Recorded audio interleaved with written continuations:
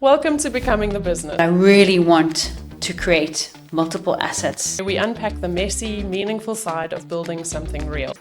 Often business owners at that point spend a lot of their disposable income on experiences or items, luxury items. And We're Caroline and Liska, coaches, thinkers, and longtime friends, having honest conversations about work, identity, leadership, and everything in between.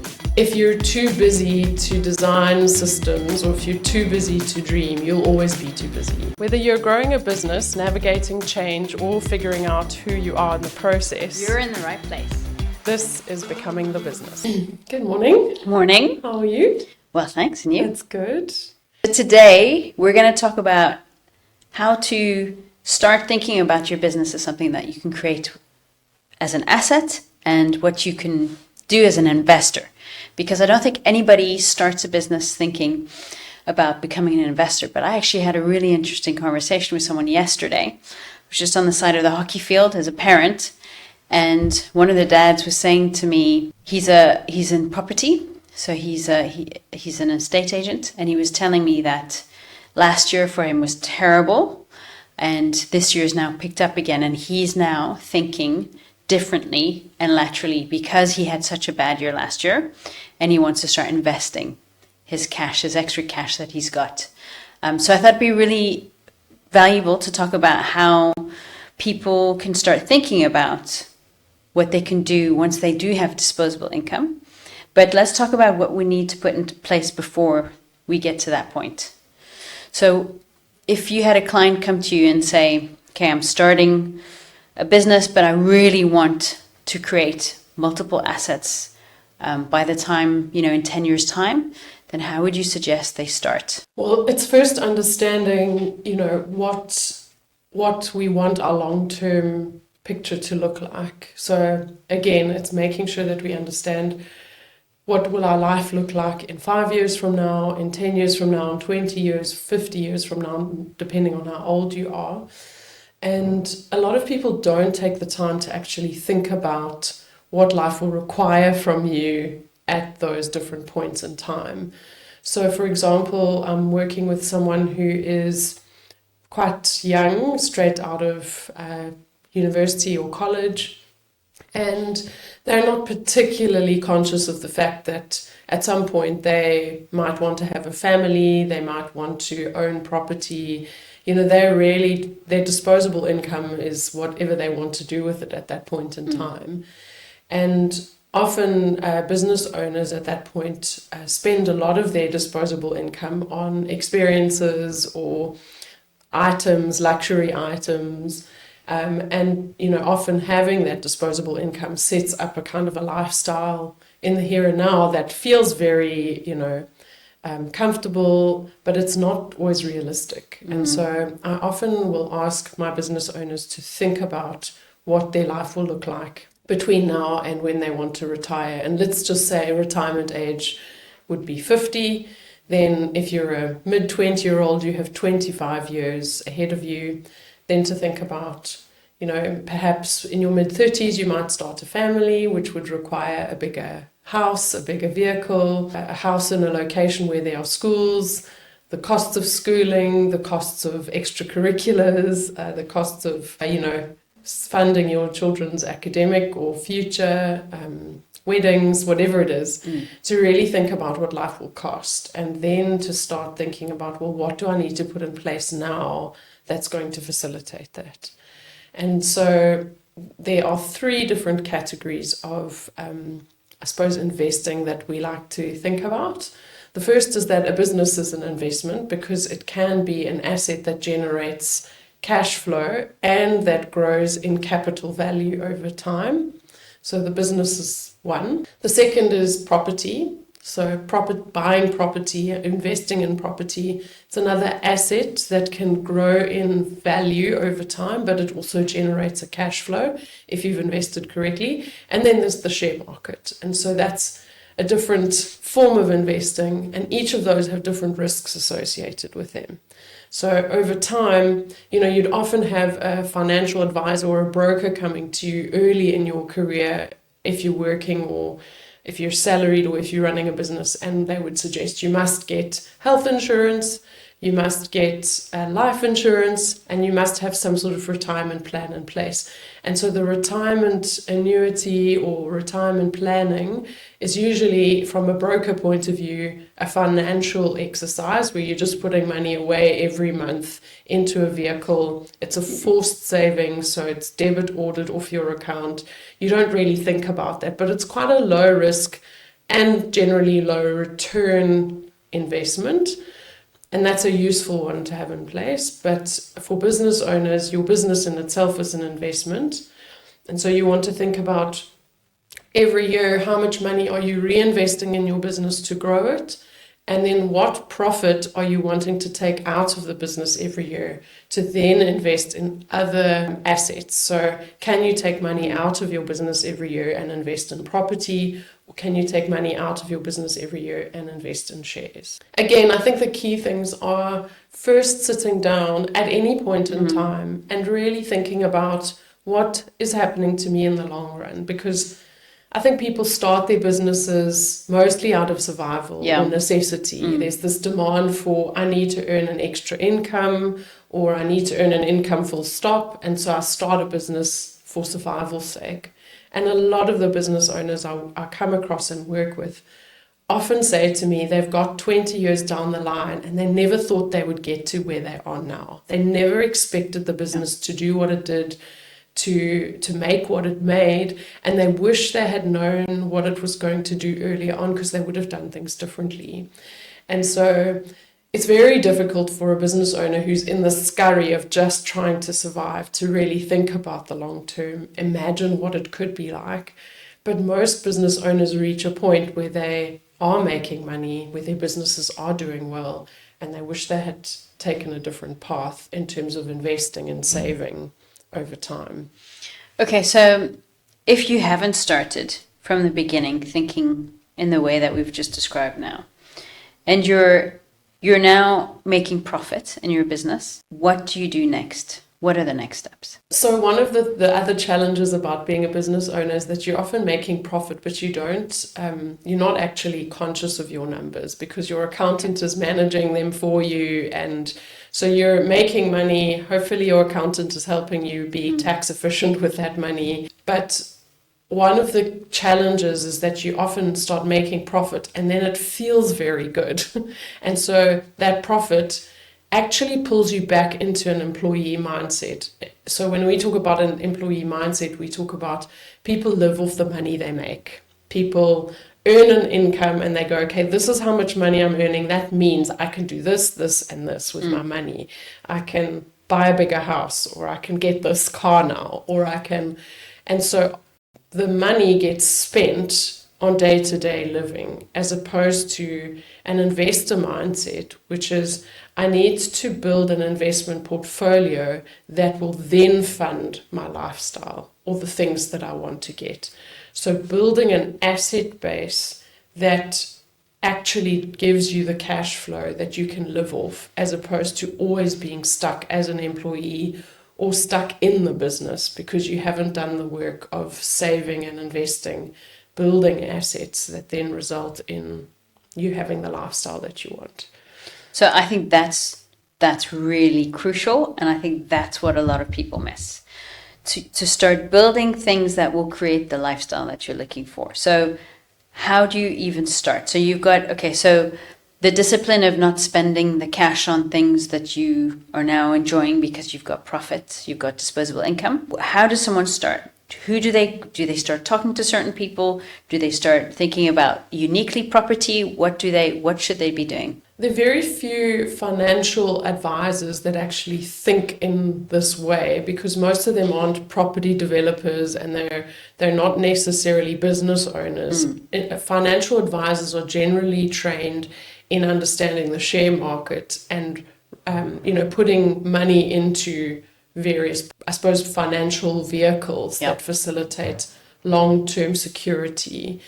So there are two other components that I touched on. The one is running a business and setting it up as an asset so that it generates cash flow and revenue that you can invest in property. The second is a property portfolio that you have that generates an income. And for those two things, you can either seek out specialists in either of those areas. So a business coach who will then help you grow your business into an asset that works without you. And then someone who is specifically astute at running property portfolios. And there are entities out there that facilitate that for you, or you can learn and become an expert yourself in terms of how to manage your own property investment portfolio. Now, of course, each of those areas come with work. A lot of people think that having an investment portfolio means I can sit back and do nothing and it will just feed me. But each of those areas always requires some management, fund management. So you can either employ a fund manager for your shares, or a broker or someone who manages that for you. You can employ someone who manages your property portfolio and makes decisions on where you should invest to balance that portfolio. And you can have a manager who runs your business. But each of those require management of some sort. And each of those areas require learning unless you want to outsource it to someone else. And so I would recommend that as a business owner, to begin thinking about the process of what you want to build long term, not just in terms of the business itself, but what you want to build in terms of an asset base and the different portfolios that you are investing in, so that you diversify your risk. Okay, and is property still worth investing in? I think it's one form of an investment. So there's no absolute good and bad investment. Every investment has risks associated with it, and every investment goes through phases. There are bearish and bullish seasons with investment, and the same applies to property. There'll be periods when a particular market is flourishing and booming, and there'll be periods when it's not. And so that's where the learning comes in, is being able to understand what that particular market is doing and being able to sit with that investment long enough for it to give you the returns that you want. So it comes with challenges like, buying in areas that change over time and having to liquidate. It comes with challenging tenants and issues around that. It comes with maintenance. So the property portfolio has its challenges and risks just like every other portfolio. There is no silver bullet to investing. I mean, we all know that time in the markets is what, wins in the end. And so the earlier that you get into each of these forms of investing, the better. I think one thing that's important to think about from a business owner perspective is to think about how you build your business as an asset in the beginning. So it's not just busyness, because that's, often what ends up happening is that you get busy with running the business, but you don't actually think about the fact that you're trying to build an asset.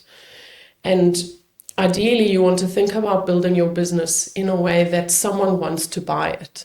How am I building this business so that I set it up that someone wants to buy it from me at some point? It's the same as if I buy a property, I build it or I renovate it or I maintain it in a way that someone wants to buy it from me at some point. So I always want to have that in mind, that am I building something that is saleable, that someone would want to buy? And then we start asking the questions, well, what would make it saleable? What would make it attractive for someone to go, I want that business. I want to buy that because it's going to give me something. So thinking about building your business with that in mind is really, really key in building an asset. Some people, I think, blindly build businesses because they need to just pay themselves a salary. And so you limit your business based on your need, and it's more of a survival need as opposed to building something that's bigger than your need. And so that's where we talk about, are you building your business for profit break even as opposed to just breaking even? Are we just breaking even? Am I just paying the bills? Because that's what most business owners say to me. I just want to be able to pay the bills.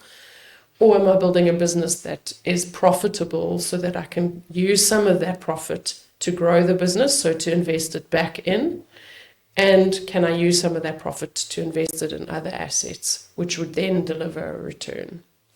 Why do you think people just aim for just paying for the bills? I just want to be able to pay the bills. Why do you think there isn't more? What's holding people back? I think there's something around people being limited in their thinking to dream. Sometimes it's a poverty mindset, a survivalist mentality. But I think that a lot of people don't have the time or don't make the time or sometimes don't even have the capacity to dream, to imagine what could be. And so it's mostly a mindset of if only as opposed to what if. So, and that's part of what I love to challenge in people is to go, well, what if? What if this could happen? What would we need to do? And I think that also comes from, when we're stuck in our own isolated way of thinking, we don't necessarily have anything challenging us outside of that. Yeah. And so you'll see some of the most successful entrepreneurs are the ones that are asking the what if questions, as opposed to the if only we had or could do. Yeah. So I was once part of a group coaching session, and they talked about having 3 goals, and they talked about who decides. So if your goals are what you feel is the lowest hanging fruit, the easiest, paying the bills maybe, and then your second goal would be a stretch, like, yeah, okay, let's see if we can get to here. And then your third goal is like the biggest dream ever. And then it's like the question of, well, who decides which goal you're going to attain? Like, and then the answer to that is obviously it's your decision. And so with that, who decides your 3 goals, the majority of the people in the group actually manage way more than their first goal. So that to me was really interesting, was actually, okay, I'm going to decide, this is my goal, I'm going to go for that, and I'm going to push it, and I'm going to see what happens. So I think that's a really useful exercise to do in terms of goal setting. Everybody sort of rolls their eyes at goal setting. It's pretty tedious and boring, but actually I think it adds fuel, and I think it's a good way of making you aware of the fact that you can actually aim for something that you don't think is possible. Again, I'll refer back to what I was saying about most of the business owners I speak to who've been running their businesses 10, 15, 20 years. They never imagined that their businesses would be where they are now. And so that's the thing. They never imagined. They never put themselves in the position to dream beyond the immediate, what we often talk about as the away goal. It's like most people set goals away from something like, I don't want to be poor like my parents. Okay. Or I don't ever want to be able to, or I don't ever want to not be able to buy my kids what I didn't get. Yeah. So it's an away goal. And that's often what people begin businesses with is, I'm trying to get away from something frustrating, embarrassing, something that was uncomfortable, disappointing. And so we build our businesses based on what we're trying to get away from. And then the second one, and I think this links to what you were saying, is the toward goal. Like, I want to get to this point, I want to have that. And that definitely helps stretch what you're building. But the third goal is always the legacy goal. So what story do I want to leave behind? What inheritance or what difference do I want to make? And that really is an aspirational goal. And that's actually what some of the most successful businesses in the world have been able to achieve, is building legacies and building businesses that, bring about significant shifts in the market. And of course, profit along with that. Okay, so legacy goal, stretch goal, and what's the first one? It's an away goal. An away goal. Yeah. You push it. Okay, well that's a nice little compact way of looking at goals as well. Yeah. Okay. Yeah, I think the challenge for most business owners is because you're so much in survival mode, the reality of fear and anxiety can often cloud our ability to think into the future. And so stopping and deliberately taking the time to do that is essential, but it's one of the most difficult things to do. And so I often come across people who will say to me, I just don't have time for this right now. And I keep wanting to say, but you have to make time for this because it is so important. Yeah. It really does shift what you do in the here and now. I mean, it is a saying, if you're too busy to design systems or if you're too busy to dream, you'll always be too busy. Yeah. And so the choice is pick your heart. It's hard to be busy all the time, but it's also hard to sit down, stop, think, plan, put systems in place, build systems, dream, have a vision. That's also hard. And I would suggest that staying stuck in the busy and, not dreaming, it ends up actually being harder in the long run. Yeah. But it's that instant gratification thing that gets in the way. We are instantly gratified by I've at least sorted this thing out today. So I feel relief. Yeah. But that relief doesn't result in long-term, I think, profit and growth and the investment that you actually want. I guess the one thing that humans struggle with in general is, putting things in place that are actually good for us. So our natural tendency habitually is to do the thing that's easy. Yeah. So to do the thing that's easy isn't always the thing that's good. And so sometimes we need structures or scaffolding that helps us. And that's why, working with a broker and having a debit order that comes off your account is incredibly useful. It's why, most employers insist that you have some sort of retirement and they actually take it off your salary before you even get paid, because the human tendency is to spend that money in the short term. And so either it requires a discipline or it requires some kind of scaffolding that holds you accountable to that. And so there are multiple ways in which you can put that accountability in place for yourself. It could be getting an advisor, someone who manages your investments for you. It could be a coach who is constantly holding you accountable to that goal and even helping you define that goal in the first place. Yeah. And so that's where I think the strategic partner that actually takes care of the things that are important to you when you don't always do it for yourself. So getting someone to help you with that, I think, is really important. Very few people are able to do it on their own. The other thing that comes to my mind is the not knowing feeling of, okay, so I'm a year into this. There's things are slow. I've put a lot of time and money maybe into this. I don't really know if this is going in the right direction. That feeling of not knowing how to move forwards. I think that is often something that people struggle with. And I don't think there's a magic formula to fixing that. But I do think that if you surround yourself with people who are knowledgeable, and I mean, coaching is obviously pretty essential in our world. So if you've got somebody who is holding you accountable, but I do think that is also something that is a problem for people. It's like, oh, I don't know what to do now. What direction do I go in now? I think you're so right. The feeling of being in something where you have an inkling that you're doing the right thing, but there's also this enormous risk that is it going to work? Yeah. Is it going to take? Is there going to be some germination and is it going to reproduce or is it going to fail? I think that's a very common feeling that early business owners live with, but I think it comes in phases. I'm working with a business at the moment that's been in business for, I think, 30 odd years. And they also have moments of is this thing going to, is this thing in its end phases, or do we do something to revive it or reinvent it?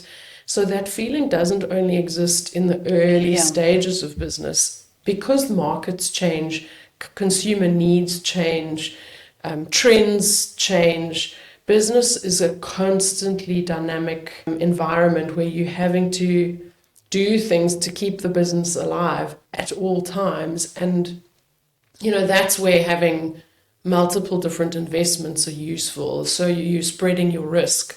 I come from a farming background, and it's a known fact that farmers don't only plant one crop, because if there's hail and that gets destroyed, you have to have another crop that's producing at a different season. So cash flows coming in from that crop to fund some of this. So diversification is absolutely critical. So whether it's products within the stable or having multiple different investment strategies, or whether it's having multiple different businesses, it's the way to ensure that you are sustainable as a person. I think you've touched on something that the biggest surprise to me about owning a business has been how much constantly pivoting I've had to do, constantly adapting. So everybody knows, if they've been in one of my businesses for a while, every 6 months there's something new happening because we've got to adapt to what's happening. So it's also very challenging. And I think if you don't thrive on being challenged and trying to figure stuff out and having a team that works together towards a goal, then it is difficult. It's definitely difficult. And I think there are lots of things that you don't know. Like if you had a list of 10 things I wish people had told me before I was going to start my businesses, that would be top of my list, is learning how to be creative and pivot, as well as put time aside to think about what you're doing in the business and not just do the business. So I think that's also a really good point that you're bringing up. It's one of the things that, people who are employed it's something you can't digest until you're in it. And so there's often a fantasy around being a business owner or an entrepreneur, that life is better than the employment life, when actually both have their pros and cons, both have demands that are different and are tiring and that consume you and that create stress. And I think that anyone's capable of either. Some people have more appetite for one thing or the other, but it's definitely possible to develop the capability. Sure. It's really just with repetition. You get better at something the more you do it. I don't think life gets easier. You get better at managing the challenges of life. Business doesn't get easier. You just get better at managing it. Your skin gets thicker over time. So I agree. I think, the need to actually accept that business is a constant evolving dynamic thing, and you have to evolve and be dynamic within it. Otherwise, your business will die or you will die. Yeah, hopefully neither. Caroline and I have a friend who's an electrician, and he always talks about, if you don't have a proper certificate of compliance, you will die. Yeah, and we don't want that. Okay, so let's recap a little bit, because we've spoken about a lot of things today. So you said, and I think this is what you do in your coaching sessions, is you start wherever the person's at, whether they've been in a business for 30 years or they're just starting. You've got to think about your vision and where you want to be. Why are you even doing this business? Like, what's the end goal? And then there are 3 types of goals that you spoke about. We spoke about the away goal, which is when you're moving away from something that you don't want.